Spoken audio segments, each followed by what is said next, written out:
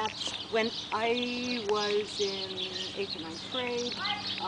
We were the one Mennonite family at Woodward High School. I got on the newspaper staff and I found out they needed money. Hey, I came from Mennonite world where we do things, you know, we have socials and so on.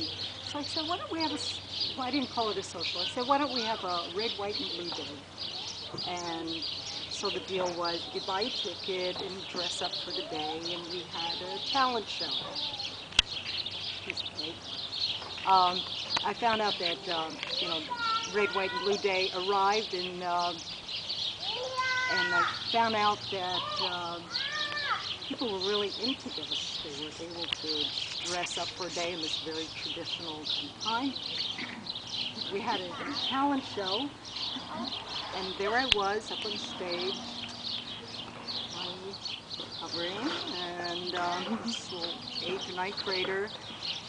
And, you know, I'd been to all these socials, so I knew all these little games we play. And I had to set up one of those things, the ugliest thing in the world, where you bring somebody up, and you have somebody on stage with you under a blanket, you introduce them as the ugliest thing in the world. You have two stoolies out in the audience who will come up one at a time, look underneath, scream, and run off stage. And then you bring up the real mark, you know, the principal. And the ugliest thing in the world screams and runs off stage. Okay? So I had my two stoolies out in the audience. There I was at the microphone, announcing that I had the ugliest thing in the world, and would somebody have the courage to come up and look underneath. And my first stoolie came up and looked and screamed and ran off stage.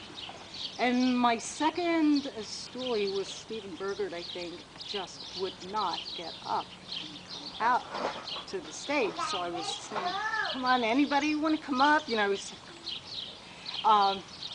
anybody want to come up and look at the ugliest thing in the world? One of the wise guys from over in Blandon came up. So I leaned into the mic to him and I whispered, scream and run off stage.